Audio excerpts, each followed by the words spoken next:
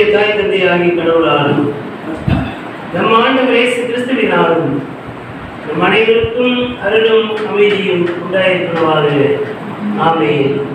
கண்களை மூடி ஆண்டவரை நோக்கி வேண்டிக் கொள்வோம். அனைத்து ஆசீர்வாதங்கள் மூன்றாயிருக்கிற அன்பின் கடவுளே, தாய் தந்தைமானவரே, உமது அனைத்து ஆற்றலையும் உடைய மகனாகி இயேசு கிறிஸ்துவுக்கு அளித்தீர்.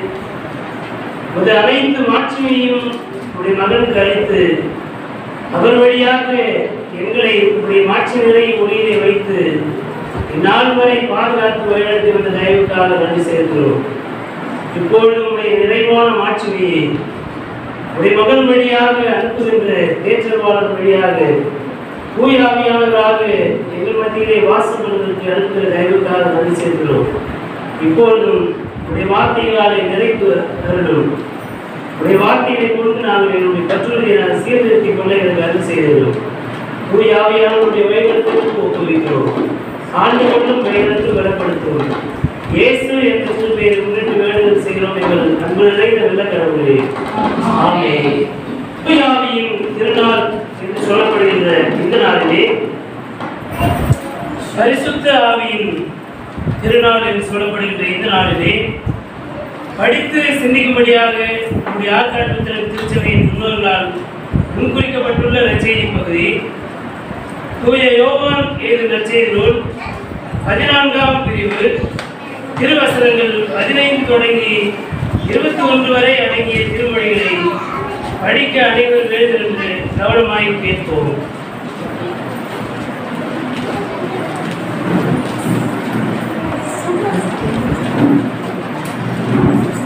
தூய யோவான் எழுதிய நற்செய்தி நூல் 14ஆம் பிரிவு திருவசனங்கள் 15 தொடங்கி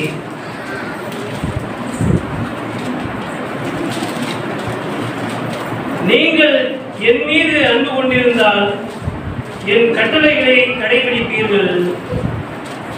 உங்களோடு என்றும் இருக்கும்படி மற்றொரு துணையாளரை உங்களுக்கு தருமாறு நான் தந்தையிடம் கேட்பேன். தந்தை அவரை உங்களுக்கு அருள்வார். அவரே உண்மையை வெளிப்படுத்தும் தூய ஆவியார். உலகம் அவரை ஏற்றுக்கொள்ள இயலாது, ஏனெனில் அது அவரை காண்பதும் இல்லை, அறிவதும் இல்லை.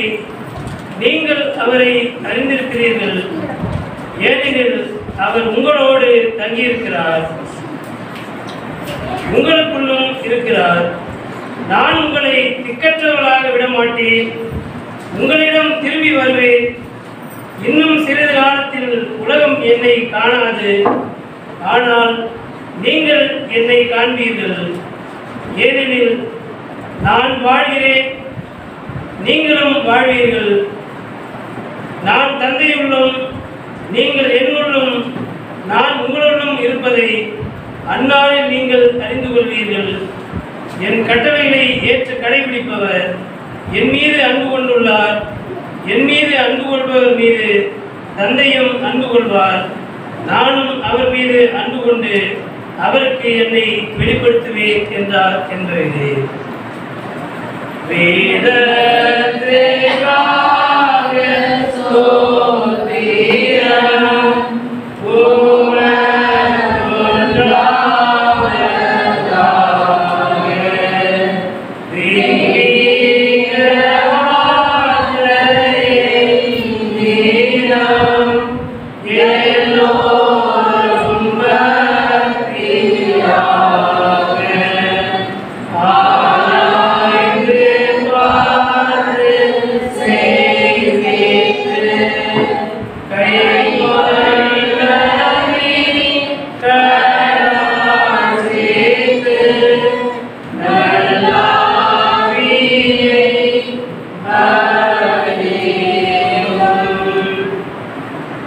கிறிஸ்துவுக்குள் அன்பான பெற்றோர்களே, பெரியவர்களே, சகோதர சகோதரிகளே, ஒரு அனைவரையும் ஆண்டவர் இயேசு கிறிஸ்துவின் திருப்பெயரால் வாழ்த்துவதிலே மிகுந்த மகிழ்வடைகிறேன்.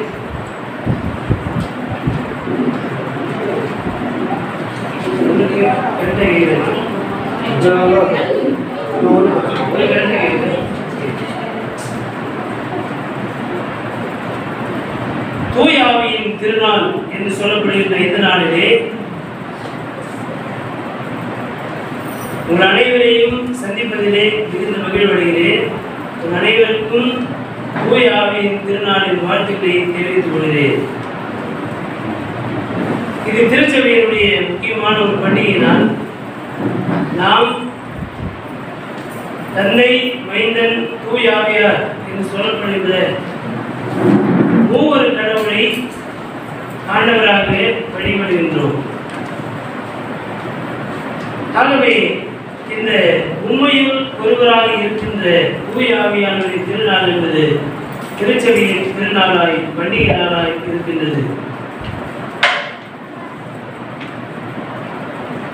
ஆண்டவர் இயேசு இந்த உலகத்திலே வாழ்ந்த காலங்களிலே நம்முடைய சீடர்களோடு கூட இருந்து அவர்களோடு பேசின அந்த வார்த்தைகள் அது வரலாறு தோறும் வாழ்வளிக்கிறதாயும் வல்லமை உடையதாயும் அது நமக்கு மீட்பளிக்கிறதாயும் இருக்கின்றது. அது உயிர்ப்பிக்கும் வல்லமையுடைய வார்த்தைகளாயும் இருக்கின்றது. இந்த நிலையிலே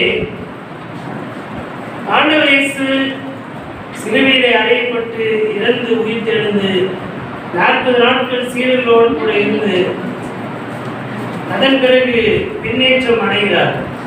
சென்ற வாரத்திலே கருத்துக்கேறின திருநாள் என்கிற திருநாளை நாம் வழிபாடாக ஏறெடுத்திருக்கிறோம்.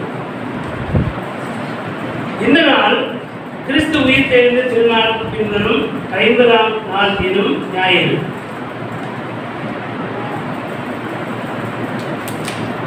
இது திருச்சபைக்கு தொடக்க நாளாய் இருக்கின்றது. ஏனென்றால் ஆண்டவர் இயேசுவின் சீடர்கள் பழைய வாழ்க்கையை விட்டுவிட்டு இயேசுவோடு வாழ்ந்த போது இருந்த அவருடைய விசுவாச குறைவு நிறைந்த அந்த வாழ்வை எல்லாம் விட்டுவிட்டு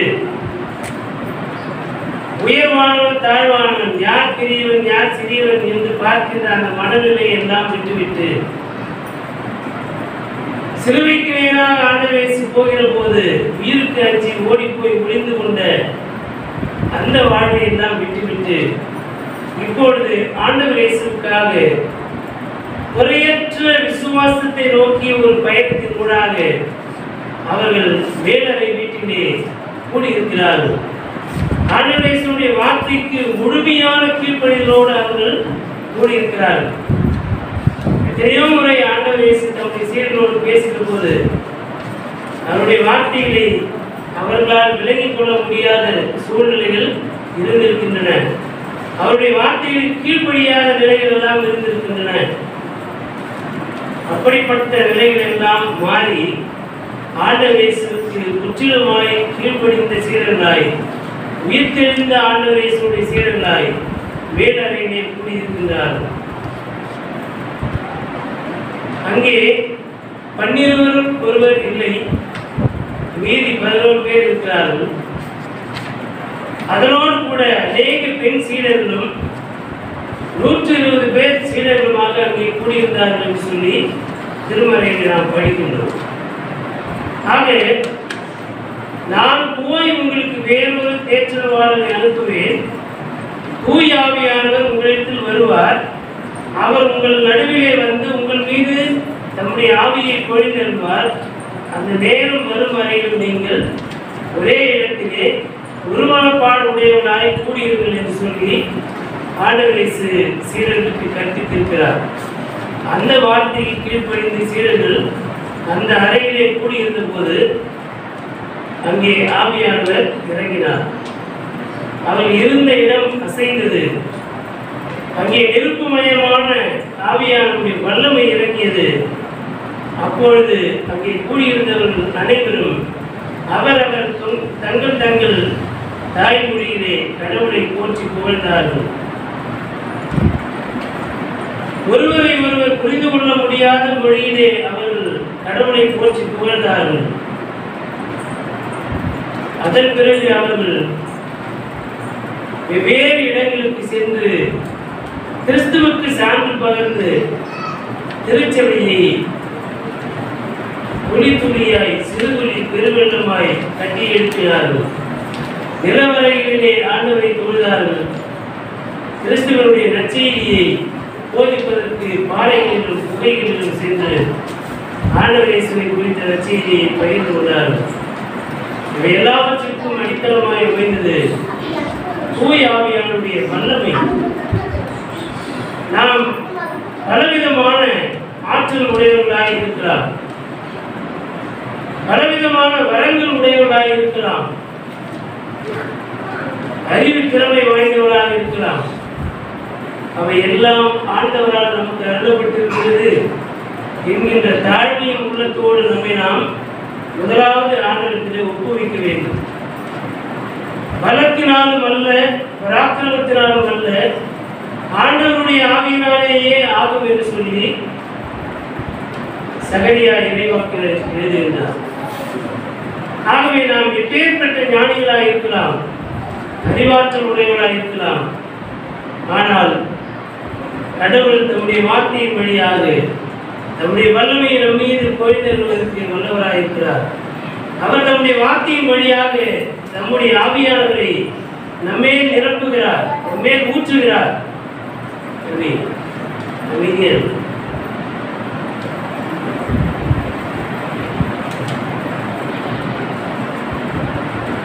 அப்படி கடவுளினுடைய ஆவியானவர் ஊற்றப்படுகின்ற போது நாம் வல்லமையாய் எழுப்பி கடவுளின் வார்த்தைக்கென்று நற்சான்றுகளாக எந்த விதமான அச்சமும் இன்றி இந்த சமூகத்திலே வாழ முடியும். சீடர்கள் அப்படி வாழ்ந்தார்கள், தன்னலமில்லாத வாழ்வு வாழ்ந்தார்கள். தூய ஆவியினுடைய அருட்கொடையாக பெற்றுக்கொண்டபடினாலே தங்களுக்கே சிலுவையின் இறப்பு வருகின்ற போதும் அதற்கு உண்மையாய் இருந்தார்கள். தங்கள் மேல் கல் எறிகின்ற போதும் அவர்கள் உண்மையாய் வாழ்ந்தார்கள். எத்தனையோ கப்பல் சேரர்கள் பவுல் எழுதுவார், அநேக முறை நான் அடிக்கப்பட்டிருக்கிறேன், கப்பல் சேதம் ஏற்றி பிராண சேதம் வருவதற்கு ஆண்டவர் எனக்கு என்னை அனுமதிக்கவில்லை. எத்தனையோ முறை என்னை துன்புறுத்தினார்கள், நான் செத்து போனதாக நினைத்து என்னை விட்டுவிட்டு போனார்கள். ஆண்டவரோ என்னுடைய பட்சத்தில் இருந்து என்னை உயிர்ப்பித்து என்னை தொடர்ந்து இந்த நற்செய்திக்காக வழிநடத்தி கொண்டே இருக்கிறார் என்று சொல்லி திருக்குறளாகி பவுல் சொல்லுகிறார். ஆண்டவருக்குள் எப்பொழுது மகிழ்ச்சியாயிருங்கள், மகிழ்ச்சியாயிருங்கள் என்று மறுபடியும் சொல்லுகிறேன் என்று சிறைக்குள்ளாக இருந்து பேசுகிறார். ஆகவே ஆண்டவருடைய ஆவி நம்மேல் வருகின்ற போது இந்த உலகத்தினுடைய பாடுகள், வருத்தங்கள், துன்பங்கள் எதுவுமே நம்மை ஒன்றும் செய்ய முடியாது. நாம் கடவுளின் வார்த்தையை நிலைநிறுத்துவதற்கு நாம் அழைக்கப்படுகிறோம். கடவுளின் வாக்குத்தத்தங்களிலே நாம் உண்மையுள்ளவராக அவைகளை பெற்றுக்கொள்வோம் என்கின்ற உறுதிப்பாடு உடையவராக இருப்பதற்கு நாம் அழைக்கப்படுகிறோம். நீங்கள் என் கட்டளைகளை கடைபிடித்தால் என் சீடர்களாக இருப்பீர்கள் என்று சொல்லி ஆண்டவர் இயேசு சொல்கிறார். ஆண்டவர் இயேசுடைய கட்டளைகளை நாம் கடைபிடிக்க ஒரே ஒரு வழிதான் உள்ளது. பற்றுறுதியாளர் எப்பொழுதும் கிறிஸ்துவையும் சிலுவையும் தம் பற்றுறுதியின் முதல் பொருளாக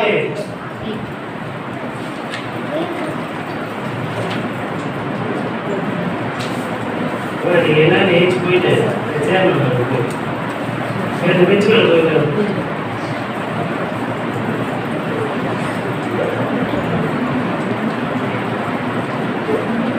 ஆண்டவர் இயேசுவுடைய கட்டளைகளை கடைபிடிக்க நமக்கு ஒரே ஒரு வழிதான் உள்ளது. ஒரு பற்றுறுதியாளர் எப்பொழுதும் கிறிஸ்துவையும் இயேசு கிறிஸ்து இந்த உலகத்தின் முழுமான மீட்புக்காக நம்மை ஒப்புவித்த சிலுவையும் குறித்த நற்செய்தியை நாம் எப்பொழுதும் நம்முடைய விசுவாசத்தினுடைய அடித்தளமாக கொண்டிருக்க வேண்டும். நாம் ஆண்டவர் இயேசுவுடைய சீடர்களாக பற்றுறுதியாளர்களாக இருப்பதற்கு நாம் சிலுவையை குறித்த உபதேசத்திலே நிலைத்திருக்கின்ற மக்களாக இருப்பதற்கு அழைக்கப்படுகிறோம். அப்படி நாம் செய்கிற போது அதுவே நம்முடைய வாழ்வில் தூய ஆவியாரை கொண்டு வருகிறதாயும் தூய ஆவியின் வல்லமையை பெற்றுக்கொள்வதற்கு உதவியாயும் இருக்கிறது. பாராக்ளிட்டோஸ் என்கின்ற கிரேக்க சொல்லுக்கு one called to the side of another to help. ஒருவருடைய சார்பிலே நின்று அவருக்கு உதவி செய்கின்றவராய் இருக்கிறவரைத்தான் கிரேக்க மொழியிலே பாராக்ளீட்டோஸ் என்று சொல்கிறார். தேற்றரவாளர், உதவியாளர், helper, the one who help to others. மற்றவர்களுக்கு உதவி செய்கின்றவராய் கடவுளின் ஆவியானவர் இருக்கிறார். நாம் பலவீனராய் இருக்கின்ற போது, நாம் வேண்டிக் கொள்வதற்கு இன்னதென்று அறியாதிருக்கின்ற போது, தூய ஆவியானவர் வாக்கு கடங்காத பெருமூச்சுகளோடு நமக்காய் வேண்டுதல் செய்கிறவராய் இருக்கிறார் என்று சொல்லி திருத்தூதனாகி பவுல் ரோமருக்கு திருமுகம் 8ஆம் பிரிவிலே 26ஆம் திருமொழியிலே சொல்லியிருக்கிறார். தூய ஆவியானவர் நமக்காக பரிந்து கொண்டாடுகிறவராய் இருக்கிறார். அவர் நம்முடைய தேற்றரவாளராய் இருக்கிறார். நாம் பலவீனப்பட்டு இருக்கின்ற போது பலப்படுத்துகிறவராய் இருக்கிறார். நாம் துயர் நிறைந்த நிலையில் இருக்கின்ற போது நம்முடைய துயரங்களிலிருந்து நம்மை ஆற்றல்படுத்தி வழிநடத்துகின்றவராய் இருக்கின்றார்.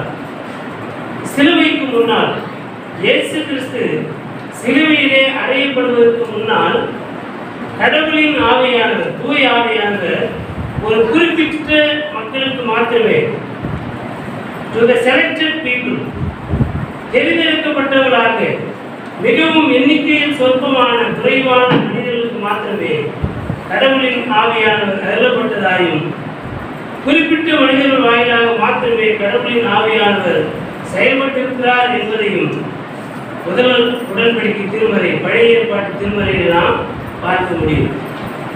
கடவுள் எல்லாரோடும் தம்மை வெளிப்படுத்தவில்லை. கடவுளின் ஆவியானவர்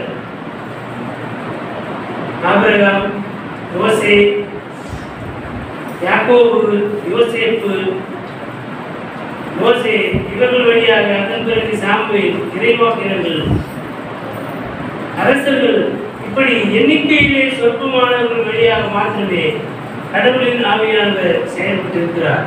சிலுவைக்கு முன்னால் இயேசு கிறிஸ்து தம்மை சிலுவையிலே அறைய ஒப்பு கொடுப்பதற்கு முன்னால் குறிப்பிட்ட சிலருக்கு மாத்திரமே கடவுளின் ஆவியானவருடைய வல்லமை அவர்கள் வழியாக வெளிப்பட்டது. அப்படிப்பட்ட காலங்களிலேயே யோவேல் இறைவாக்கினர் எழுதுகின்ற போது, மாம்சமான யாகம் மீது என் ஆவியை ஒழிந்தருவேன் என்று சொல்லி ஒரு வாக்குத்தத்தத்தை ஆண்டவர் நமக்கு கொடுத்தார். சிறையிருப்பிலே இருந்த யூதர்கள், சிறையிருப்பிலே இருந்து வெளியே வந்த யூதர்கள் என யூத இஸ்ரேல் மக்களுக்கு கொடுக்கப்பட்ட வாக்குத்தத்தம் இன்றைக்கு நம்முடைய வாழ்விலும் செயலாற்றுகிறதாய் இருக்கின்றது. அதற்கு காரணம், சிலுவைக்கு முன்னால் ஒரு குறிப்பிட்ட மக்களிடத்திற்கு, ஒரு குறிப்பிட்ட மக்களுக்கு மாத்திரமே, குறிப்பிட்ட தனிப்பட்ட மக்களுக்கு மாத்திரமே தம்மை வெளிப்படுத்தின ஆண்டவர் இயேசு ஒரே தரம் முழு மாநிலத்திற்காக சிலுவை தம்மை ஒப்பு கொடுத்ததினாலே எல்லார் மேலும் தம்முடைய ஆவியை பொழிந்தறிந்தார். அல்லேலூயா. யாரெல்லாம் ஆண்டவர் இயேசுவின் மீது விசுவாசம் வைத்திருக்கிறார்களோ, யாரெல்லாம் ஆண்டவர் இயேசுடைய வார்த்தையின் மீது நம்பிக்கை வைத்திருக்கிறார்களோ, யாரெல்லாம் சிலுவையின் மீது தங்களுடைய கண்களை வைத்து சிலுவையை குறித்த நற்செய்தியின் மீது நம்பிக்கை உடையவராய் இருக்கிறார்களோ, அவர் எல்லார் மீதும் கடவுள் தம்முடைய ஆவியானதை பொழிந்தருளுகிறார். அது ஒரு குறிப்பிட்ட காலத்திற்கு மாத்திரமல்ல, குறிப்பிட்ட மக்களினருக்குமானது அல்ல. எல்லா காலங்களிலும் எல்லா மக்கள் மீதும் ஒரே ஒரு கண்டிஷன், கிறிஸ்து இயேசுவின் மீதும் சிலுவையின் மீதும் நம்பிக்கை உடையவராய் இருக்க வேண்டும் என்கின்ற அந்த ஒரு நிபந்தனை தவிர எல்லா நிலைகளிலும் எல்லார் மீதும் ஆண்டவர் நம்முடைய தூய ஆவியானவரை பொழிந்தருளுகிறார்.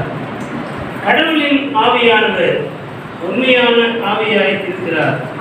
கடவுளின் உண்மையான ஆவி என்பது கடவுளின் வார்த்தை மாத்திரமே. கடவுள் தம்முடைய வார்த்தையின் வழியாக தம்முடைய உண்மை தன்மையை நம்மிடத்திலே வெளிப்படுத்துகிறார்.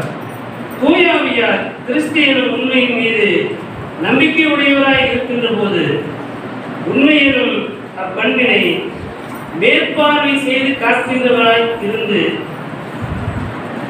நம்மை அதிலே வழிநடத்துகின்றவராய் தூய ஆவியானவர் இருக்கின்றார்.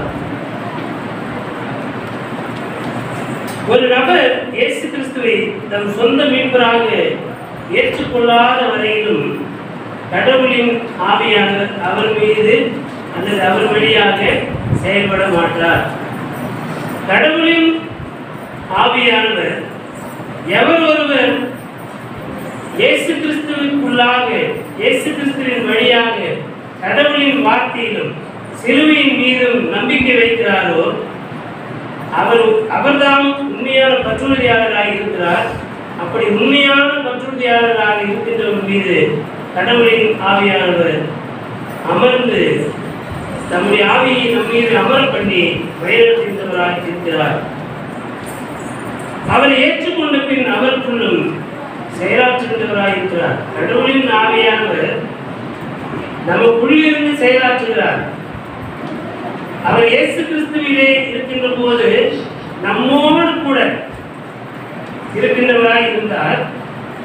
உயிர்த்தெழுந்த ஆண்டவர் தேற்றவாளனாக தூய ஆவியானவரை அனுப்பின போது அவர் நமக்குள்ளே வந்து வாசம் பண்ணுகிறார். அப்படி வாசம் பண்ணுகிறதுனாலே தூய ஆவியானவருடைய அனைத்து செயல்பாடுகளையும் நாம் செய்வதற்கு நம்மையே தூய ஆவியானவராகவே ஆண்டவர் மாற்றுகின்ற அந்த படத்தை நமக்கு தந்தர்கள் இருக்கிறார். மறுபடியும் பிறந்த அனுபவம் உடையவராய் நாம் இருக்கின்றோமா? ரீபார்ன் எக்ஸ்பீரியன்ஸ், மறுபிறப்பின் அனுபவம் என்பது ஒரு தண்ணீரினாலும் ஆவியினாலும் பிறவாவிட்டால் அவர் பரலோக ராஜ்யத்தை சுதந்திரித்துக் கொள்ள முடியாது. ஆகவே நாம் எல்லாருமே தண்ணீரினால் திருமுழுக்கு பெற்றிருக்கிறோம். ஆனால் கடவுளின் ஆவியினாலே எல்லாரும் திருமுழுக்கு பெற்றிருக்கிறோமா என்றால் திருமுழுக்கு பெற்றிருக்கிறோம். ஆனால் அதை நிலைத்திருக்கிறோமா என்றால் பல நேரங்களிலே நாம் விசுவாச குறைவினாலே இடறி விழுகின்ற மக்களாக இருக்கிறோம். அப்படி நாம் விசுவாசத்திலே இடறி விழுந்தாலும் கூட ஆண்டவர் நம்மை கைவிடுகின்ற ஆண்டவராய் இராமல் நம்மீது பரிதாபம் காட்டுகின்ற ஆண்டவராய் பரிவிரக்கமுடைய ஆண்டவராய் இருந்து நம்முடைய ஆவியை நம்மிடத்திலிருந்து எடுத்து போடாமல் நம்முடைய ஆவியானவர் வழியாக நமக்கு புது பலன் அளித்து புதிய ஆற்றல் அளித்து தொடர்ந்து தூயாவின் வல்லமையோடு நாம் செயலாற்றுவதற்கு நம்மை உயிர்ப்பிக்கின்ற ஆண்டவராய் நம்முடைய பற்றுறுதியை உயிர்ப்பிக்கின்ற ஆண்டவராய் தூயாவியானவர் இருக்கின்றார். சிலுவை ஏற்புக்கு முன் அவர் நம்முடன் வாழ்ந்தார். dwelling among us என்று சொல்லி ஆங்கிலத்தில் எழுதப்பட்டிருக்கு. அவர் யோவான் 1:14 பார்த்தோமானால் அவர் கிருபையினாலும் சத்தியத்தினாலும் நிறைந்தவராய் நமக்குள்ளே வாசம் பண்ணினார். நமக்குள்ளே என்று வருகிற போது அங்கே நம்மோடு கூட living among us, நம்முடைய நடுவிலே வாசம் பண்ணுகின்றவராய் ஆண்டவரை சேர்ந்தார். ஆனால் தூய ஆவியானவராக ஆண்டவர் நம்மிடத்திலே வருகின்ற போது living within us, நமக்குள்ளாக இருந்து நம்முள்ளே வாழ்கின்றவராய் ஆண்டவர் இயேசு தூய ஆவியானவர் வழியாக செயலாற்றுகிறார். தூய ஆவியானவர் வழியாக நமக்குள்ளாக வந்து நம்முடைய உள்ளத்திலே வாசம் பண்ணுகின்றவராய் ஆண்டவர் இருக்கின்றார். ஒரே நேரம் சிலுவையிலே தம்முடைய ரத்தத்தின் வழியாக தம்மை ஒப்பு கொடுத்தார். அதனாலே நம்மை முழுமையாய் மீட்டுக் கொண்டார். மீட்கப்பட்டவர்கள் கூடி ஒருமனப்பாடு உடையவராய் இருக்கின்ற போது தூய ஆவியானுடைய வல்லமை அவர் மீது எழுகிறது. எனக்கு அருமையானவர்களே, கோழியானது வளர்கிறது, முட்டையிடுகிறது. அப்படி முட்டையிட்ட உடனே தன்னுடைய கடமை முடிந்து கொள்ள என்று இருப்பதில்லை. தாய் கோழி அகையத்தை வைத்து அந்த முட்டைகளை வைக்கிற போது அந்த முட்டைகளின் மீது அசைவாடி அழல் மூட்டி அதை அடைக்கலம் செய்து அந்த முட்டைகள் எல்லாம் குஞ்சுகளாக அது வெளியே வந்து ஒரு புதிய வாழ்வை உருவாக்குவதற்கான அந்த முழு வாழ்வையும் அந்த தாய்ப்பறவை ஊக்குவிப்பது போல கடவுள் பல்வேறு நிலைகளிலே கடவுள் கடவுளாகவே இருக்கிறார், மகனாக இருக்கிறார், தூய ஆவியானவராக இருக்கிறார். தண்ணீர்களின் மீது அசைவாடின ஆண்டவர் ஒரு தாய்ப்பறவை முட்டைகளின் மீது எப்படி அவையும் காத்து அந்த முட்டைகளை உயிர் பெற செய்து புதிய உயிர்களை ஏற்படுத்துகிறதோ அப்படி நாம் மடிந்து போகாதபடிக்கு, நாம் செத்து போகாதபடிக்கு, நாம் விசுவாசத்திலே குன்றி போகாதபடிக்கு, இந்த உலகத்தின் ஆசைகளாலும் இச்சைகளாலும் அலைசடிப்பட்டு பின்வாங்கி போகாதபடிக்கு எப்பொழுதும் நம் மீது அசைவாடுகின்றவராய் ஆண்டவர் இருக்கின்றார். அல்லேலூயா, அல்லேலூயா. தூய ஆவியானவர் நம் மீது அசைவாடுகின்ற ஆண்டவராய் இருக்கின்றார். நான் உங்களை உதவுவாரற்ற நிலையை விட்டு விடுவதில்லை, நான் உங்களை திக்கற்றவராக விடேன், நான் எப்போதும் உங்களுடனே கூட இருந்தேன், பூமியின் உலகத்தின் கடைசி வரையிலும் நான் உங்களுடன் கூட இருக்கிறேன் என்று வாக்கு பண்ணின ஆண்டவர் மீண்டும் மீண்டுமாய் அதை உறுதிப்படுத்திக் கொண்டே இருக்கிறார்.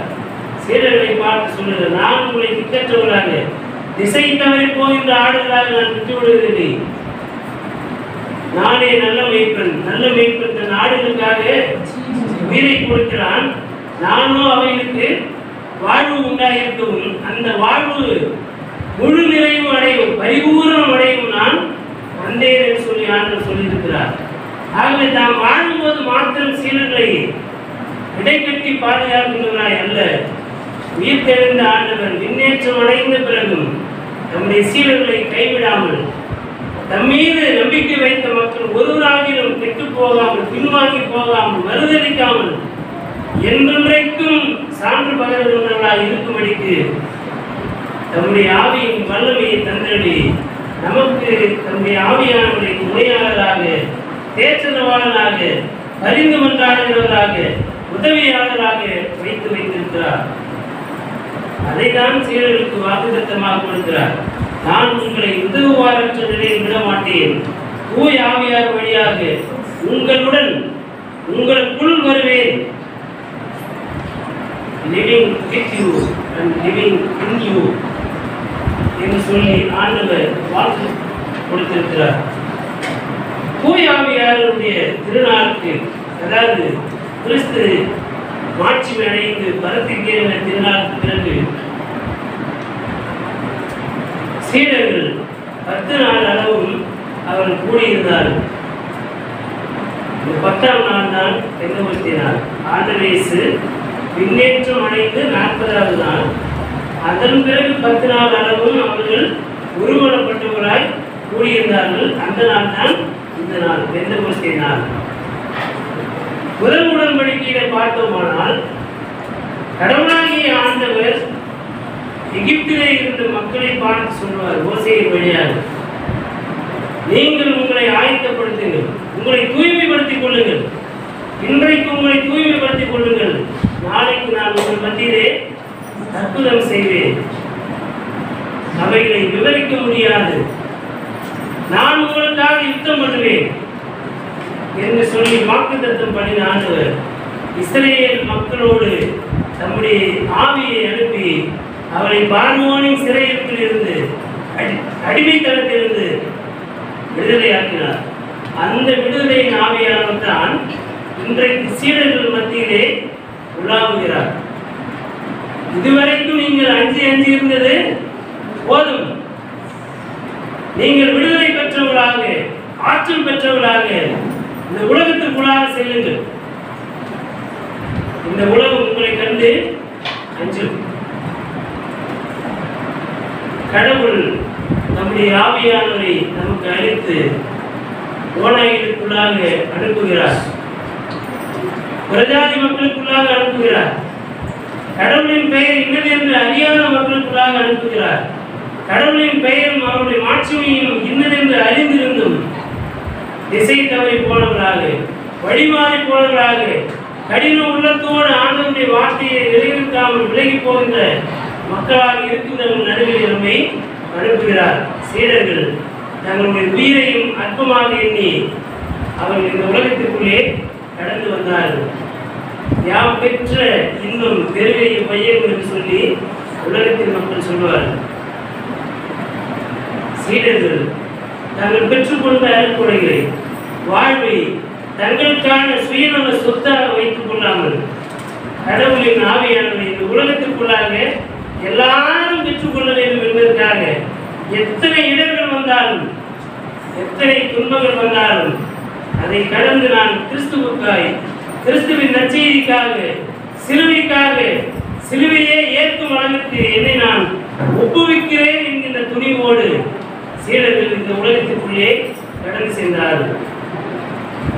எனக்கு அருமையான இறை மக்களே, பெற்றோர்களே, பெரியவர்களே, சகோதர சகோதரிகளே, கடவுளின் ஆவியானவர் அன்றைக்கு சீடர்கள் நடுவில் இறங்கின அதே ஆண்டவர் இன்றைக்கு நம்முடனே நமக்குள்ளாக இருக்கிறார். கடவுளின் ஆவியானவர் நம்மீது இறங்குகிறார். அவரை சுதந்திரித்துக் கொள்வதற்கு நாம் நம்மை ஒப்புக் கொடுப்பதற்கு நேரத்திலே அழைக்கப்படுகிறோம். நாம் வாழ்வதால் நீங்களும் வாழ்கிறீர்கள். தந்தை வாழ்கிறார், தந்தை வாழ்வதால் நான் வாழ்கிறேன், நான் வாழ்வதால் நீங்களும் வாழ்வீர்கள், என்றென்றைக்கும் வாழ்வீர்கள், தலைமுறை தலைமுறையாய் வாழ்வீர்கள்.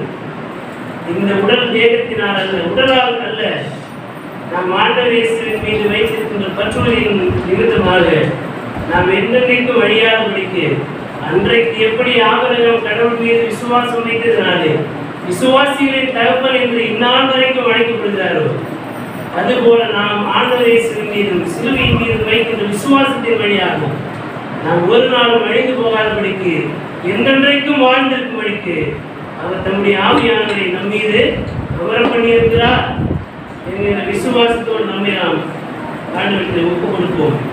சிலுவையின் செயல்பாடு நம்முடைய வாழ்விலே இருக்க வேண்டும். சிலுவையை அறிந்திருப்பது, சிலுவையின் மீது விசுவாசம் வைத்திருப்பது என்பது ஏதோ தங்கத்தினாலும் வெள்ளியினாலும் அல்லது அழகிய கைவேலைப்பாடுகள் நிறைந்த சிலுவையை மார்பிலே அணிந்து கொள்வதனாலே அல்ல. அது அலங்கார பொருள் அல்ல. அது நம்முடைய வாழ்விலே வெளிப்படுத்த வேண்டிய வாழ்வின் அனுபவமாக இருக்கிறது. அது ஆண்டவர் இயேசு எப்படி சிலுவையிலே நம்முடைய உயிரை கொடுத்து இந்த உலகத்தின் மீட்புக்காக நம்மை ஒப்புவித்தாரோ அப்படி நாம் ஒப்புவிக்க வேண்டும் என்பதைத்தான் சிலுவை நமக்கு அறிவுறுத்துகிறது, நினைவுபடுத்துகிறது, அது நமக்கு ஆலோசனை வழங்குகிறது. ஆகவே சிலுவை என்பது அதிகாரத்தின் அடையாளம் அல்ல, அது அலங்கார பொருளும் அல்ல. அது பாடுகள் நிறைந்ததும் துன்பத்தின் ஊடாக பாடுகளின் ஊடாக கிறிஸ்துவுக்கு சான்று பகர்ந்து கடவுளின் மகிமையை வெளிப்படுத்துவதற்கானதாக இருக்கிறது. அதை நிறைவேற்றுவதற்கு நம்முடைய உடல் பலம் போதாது. ஆவி உற்சாகம் உள்ளதுதான், மாம்சமோ பலவீனம் உள்ளது. நம்முடைய உடல் பலவீனமாக இருக்கின்ற போது கடவுள் தம்முடைய ஆவியானவரை நமக்குள் அனுப்பி நம்முடைய ஆவியை உயிர்ப்பிக்கின்றவராய் இருக்கிறார். ஆகவே சிலுவையை சுமக்கும் அளவிற்கு நம்மை ஆற்றல் படுத்துகின்ற ஆண்டவராய் அவர் நம்மோடு கூட இருக்கிறார். நாம் அழுகின்ற போது அவர் நம்மோடு அழுகிறார், நாம் சிரிக்கின்ற போது நம்மோடு சிரிக்கிறார், நாம் துன்புறுகின்ற போது நீதிக்காய் நாம் துன்புறுகின்ற போது நம்மோடு அவர் துன்புறுகின்ற ஆண்டவராய் இருக்கிறார். அதுதான் நமக்கான வாக்குத்தத்தம், அதுதான் நமக்கான நம்பிக்கை, அதுதான் நம்முடைய வாழ்வின் ஆதாரம். ஆகவே அப்படிப்பட்ட துன்பங்கள் வருகின்ற போது உயிர்த்தெழுந்த ஆண்டவர் இயேசு கிறிஸ்துவில் இருந்து புறப்படுகின்ற கடவுளின் ஆவியானவர் தேற்றரவாளன் நமக்குள்ளாக வசிக்கின்றவராய், வசிக்க மனம் உவந்து வருகின்றவராய் இருக்கிறார். அவரை நாம் இறுக பற்றிக் கொள்வோம், விட்டுவிடாது இருப்போம். அவரை பிரதிபலிப்பதற்கு நாம் எப்பொழுது நம்மை ஒப்புக் கொடுப்போம். அன்றைக்கு பெந்தகோஸ்தே நாளில் சீடர்கள் நடுவில் இறங்கினானவர் இன்றைக்கு இந்த 2002ஆம் ஆண்டு பெந்தகோஸ்தே திருநாளிலே திருச்சபை முழுவதும் உலகம் எங்கெல்லாம் ஆண்டவர் இயேசுவின் மீது விசுவாசம் உடையவர்களாக மக்கள் இந்த நேரத்தில் கூடியிருக்கிறார்களோ அவர் எல்லார் மீதும் கடவுள் தம்முடைய ஆவியானவரை இப்பொழுது அனுப்புகிறார் என்ற விசுவாசத்தோடு நம்மை நாம் ஒப்புக் கொடுப்போம். கடவுள் நம்ம வழியாய் நம்முடைய ஆவியானவரை கொண்டு வியத்தகு செயல்களை செய்வார். அல்லேலூயா. விசுவாசிகளை துரத்துகின்ற வல்லமையை நமக்கு ஆண்டவர் தந்திருக்கிறார். நாம் தான் அதை சரியாய் அடையாளம் கண்டு கொண்டு பயன்படுத்த தவறி போகின்ற மக்களாக இருக்கிறோம். நோய் வாய்ப்பட்டவர்களை குணமாக்குகின்ற வல்லமைகளை ஆண்டவர் நமக்கு தந்திருக்கிறார். தூய ஆவியானுடைய வல்லமை நம்மை நிறைவேற்றிருக்கிறது. அந்த தூய ஆவியின் வல்லமையை பெற்றுக்கொள்வோம், அதை பாதுகாத்துக் கொள்வோம், நாம் வாழ்வு பெறுவோம், மற்றவர்களுக்கு வாழ்வாக இருப்போம். எல்லாவற்றையும் செய்து நிறைவேற்றுவதற்கு ஆண்டவர் தம்முடைய ஆவியார் வழியாக நிறைவான தம்முடைய ஆற்றலை தந்து வழிநடத்தி காப்பாராக. கடவுள் தாமே நம்மை ஆசீர்வதிப்பாராக. ஆமென். கண்களை மூடி ஆண்டவரை நோக்கி வேண்டிக் கொள்வோம். எல்லா அருளுக்கும் ஆசீர்வாதத்துக்கும் ஊற்றாயிருக்கிற அன்பின் நல்ல கடவுளே, வானானது நீரோடு வாஞ்சித்து கதறுவது போல ஆண்டவரே எங்களுடைய ஆத்துமா உண்மையை வாஞ்சித்து கதறுகிறது. உடைய ஆவியை பெற்றுக்கொள்ள எப்போதும் உடைய வயல்களுக்கு எங்களை ஒப்புவிக்க, உண்மையே எங்கள் கண்கள் நோக்கி இருக்க எங்களுடைய உள்ளம் உடைய சமூகத்துக்கு முன்பாக கதறுகிறது. நாங்கள் எந்த நிலையிலும் கலங்காமல் திகையாமல் இருந்து என் ஆத்துமாவே நீ ஏன் கலங்குகிறாய்? கடவுளாகி ஆண்டவரின் நம்பிக்கையாயிரு. என் ரட்சிப்பு அவராலே வரும் என்று சொல்லுகின்ற சங்கீதக்காரனை மாற்றியபடி உண்மையிலே நாங்கள் எப்பொழுது உறுதியாக இருக்க வார்த்தைகளால் இப்பொழுது இதை ஆற்றுப்படுத்துவதற்காக நன்றி சேர்க்கிறோம். நாங்கள் திருச்சபையாய் ஒரே அபயமாய் இருக்கும்படிக்கு எங்களுக்கு அழைப்பு கொடுத்திருக்கிறேன். அந்த அழைப்பிலே உண்மையாக இருக்க பிரிவினைகளை அகற்றி ஒப்புரவாக உள்ளத்தோடு அனைவரோடு இசைந்து வாழ்கின்ற ஒப்புரவாவின் வல்லமையும் ஆற்றலையும் அறிவையும் அருளையும் தூய ஆவியான வழியாக இப்பொழுது தந்திருக்கிறேன் என்கின்ற அந்த ஒப்படைப்போடு ஒரு கோடான ஒரு நன்றிகளை இருக்கிறோம். இதை ஆண்டு கொண்டும் பெயரெடுத்தும் பலப்படுத்தும் காட்சி கொள்ளும் இயேசு என்ற திருப்பெயரை முன்னிட்டு வேண்டுதல் செய்கிறோம். எங்கள் அன்பு வைந்த நல்ல கடவுளே, பரலோகத்திற்கு என்கிறாவே சுத்தப்படுவதாக, ஆட்சி வருவதாக, சித்த பரலோகத்தை செய்யப்படும் போல பூமியை செய்யப்படுவதாக. நாம் மனித சோழனை பார்ப்பதே எங்களை சோழனுக்கு நாம் தீவிரத்தை ரசித்தோம்.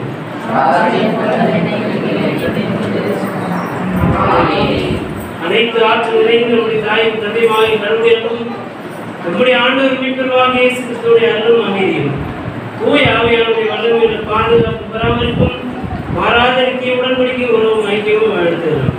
இன்னும் இந்த மெகா காரணம் நம் அனைவரும் நீடித்து இருந்திருந்த வழிநடத்தி காக்கப்படுவார்கள்.